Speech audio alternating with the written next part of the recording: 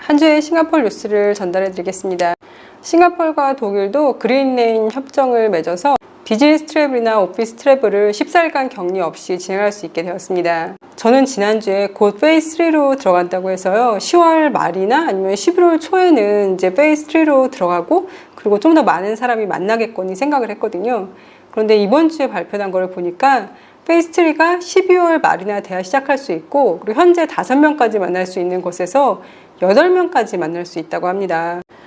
그런데 이 페이스 3에 들어가도 나이트클럽이나 바나 아니면 가라오케 같은 밤에 주로 영업을 하는 곳은 영업 재개가 안 될 수도 있다고 발표를 했어요. 그렇게 되면은 지금 그쪽 분야에서 일하시는 분들은 4월 서킷 브레이커부터 지금까지 계속 영업을 못하고 렌트비만 내고 계시는 상황이거든요. 그래서 이쪽 업계에서 일하시는 분들이 굉장히 힘들다라고 정부한테 계속 얘기를 하고 있습니다. 그래서 정부는 이렇게 밤에 일하는 업종들이 안전하게 재개할 수 있도록 제한된 파일럿 프로그램들이 당국들에 의해서 검토되어 있다라고 발표를 했어요. 하지만 조만간 예전으로 돌아갈 것 같지는 않다고 얘기하면서 대신 지원 패키지에 대해서 세부 사항을 별도로 발표할 것이라고 얘기를 했습니다. 싱가포르이 연말에 3단계를 준비하면서요. 12월 말까지 레스토랑, 직장, 학교, 쇼핑몰 등 모든 곳에서 트레이스 투게더 앱이나 토큰으로 체크인을 하는 것이 의무화가 된다고 합니다. 특히나 영화관 같은 곳은 10월 26일부터 시작하는 영화관이 생기고요. 그리고 의무적으로 11월 16일까지 모든 영화관은 트레이스 투게더 앱이나 트레이스 투게더 토큰을 이용해서만 들어갈 수 있다고 합니다. 싱가포르 정부에서는 싱가포르 국민의 70%가 이 트레이스 투게더 앱이나 토큰을 사용해야지만 3단계에 진입할 수 있는 조건이 된다라고 얘기를 했습니다. 트레이스 투게더 전용 세이프 엔트리를 전부 다 사용하겠다는 건데요. 이게 뭐냐면요. 지금은 현재 QR코드를 스캔해서 쇼핑몰도 들어가고 하잖아요. 그런데 앞으로는 이런 QR코드를 스캔하는 게 아니라 트레이스 투게더 앱을 이용한 QR코드를 스캔하거나 아니면 트레이스 투게더 토큰을 받으면 거기에 QR코드가 적혀 있나 봐요. 그럼 그 QR코드를 읽고서 들어갈 수 있게끔 그렇게 바뀐다고 합니다. 현재 QR코드를 읽는 세이프 엔트리를 사용하는 모든 곳에 앞으로 다 이렇게 바뀌기 때문에 무조건 트레이스 투게더 앱을 다운받으시거나 아니면 트레이스 투게더 토큰을 받아오셔야 합니다. 트레이스 투게더 토큰을 받으시려면요. 커뮤니티 센터 가서 받으셔도 되고 토큰고웨어라는 웹사이트가 있는데요. 거기 들어가셔서 내가 살고 있는 지역에서는 이 토큰을 언제 받을 수 있고 어디서 받을 수 있는지 검색을 해보실 수 있습니다. 트레이스 투게더 전용 앱이나 토큰은 만 7세 이상 모든 싱가포르 거주자가 다 사용을 해야 한다고 합니다. 어른들은 앱을 다운받아서 사용하셔도 되지만요. 초등학교 다니는 아이들 핸드폰 안 가지고 다닐 경우에는 이 트레이스 투게더 토큰이 꼭 필요하니까요. 확인하셔가지고 꼭 받으시기 바랍니다. 코로나 테스트 검사를 해서 결과가 30분 만에 나오는 게 있대요. 항원 신속 검사라고 불리는데요. 이런 테스트를 큰 행사장 같은 데서 앞으로 할 예정이라고 합니다. 일단 테스트로 한번 해보는 건데요. 그래서 이런 큰 행사장에 참석하는 사람들은 테스트를 미리 받아야 되는 거예요. 그리고 결과가 음성으로 나와야지만 시험 결과가 표시된 증명서를 보여주고 행사장에 들어갈 수 있다고 합니다. 만약에 행사가 며칠 동안 열린다? 그러면은 참가자는 매일 테스트를 받아야 한다고 합니다. 24시간 내에 열리는 여러 가지 행사를 참석한다? 그럴 경우에는 한 번만 테스트를 받아도 된대요. 이 시범적으로 열리는 이 테스트 검사 비용은 무료로 제공되고요.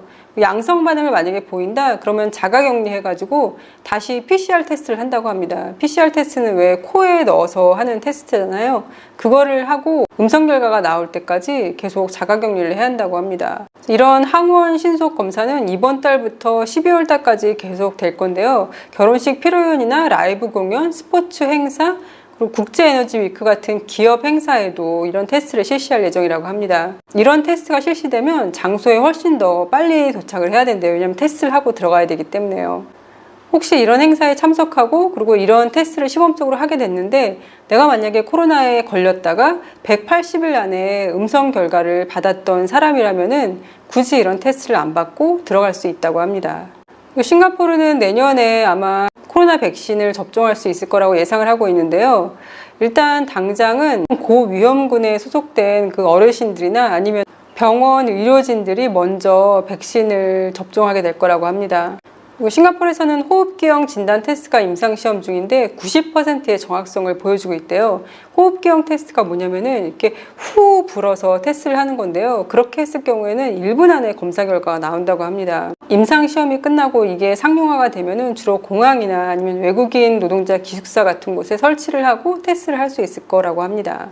11월 9일부터 HDB 보이드덱에서 결혼식이 가능하고요. 100명으로 인원이 한정됩니다. 11월 1일부터는 라이브 공연이 가능하고요. 한 구역에 최대 50명까지 입장할 수 있고, 그리고 한 공간에 두 구역으로 나눠서 100명까지는 받을 수 있대요. 싱가포르에서는 코로나를 예방하기 위해서 3월 27일 이후에 해외 나갔다가 들어왔는데 14일 안에 코로나 걸린 사람 같은 경우에는 코로나 검사비 및 치료비를 모두 본인이 부담을 했어야 됐어요. 그런데 이제부터는 3월 27일 이후에 해외 나갔다가 들어와서 코로나가 걸려도 정부 보조금 및 보험 혜택을 받을 수 있게 된다고 합니다. 이는 점진적으로 국경을 다시 개방하려는 움직임과 같은 맥락에 있다라고 보건부가 밝혔고요. 큰 나라들은 국경을 폐쇄할 수 있을지 몰라도 싱가포르처럼 모든 생활과 경제적 생존이 다른 나라에 개방되어져 있어야 되고, 국제 교류와 여행에 크게 의존하고 있는 싱가포르 같은 경우에는 국경을 무기한 폐쇄하는 게 불가능하기 때문에 최대한 더 많은 여행이 재개될 수 있도록 노력을 할 거라고 합니다. 그리고 11월 1일부터는 워킹, 사이클링, 카야킹 투어 제한 인원이 20명으로 늘어나게 됐어요. 하지만 5명 룰은 여전히 지켜야 되기 때문에 만약에 20명이 카약에 참여한다 그러면은 그룹을 4그룹으로 나눠서 한 그룹에는 5명 이상을 받을 수 없다고 합니다. 아무래도 외국 관광객들이 들어오지 않아서 투어를 진행하는 회사들이 너무 어려워서 이렇게 인원을 점점 늘려주는 것 같아요. 이번 주 내내 NUS의 한 대학 교수에 대한 기사가 거의 매일 올라왔는데요. 이 대학 교수가 여학생들을 추행을 한 거예요. 8월 27일 날 한 여학생이 이제 NUS에다가 얘기를 했나 봐요. 자기가 추행을 당했고 뭐 이런 일이 있었다라고. NUS에서는 자체 조사를 하고, 그리고 여학생이 원치 않아가지고 경찰에다가 신고하는 거는 하지 않았대요. 그런데 그러고 나서 9월 달에 또 다른 여학생이 NUS에 신고를 한 거예요.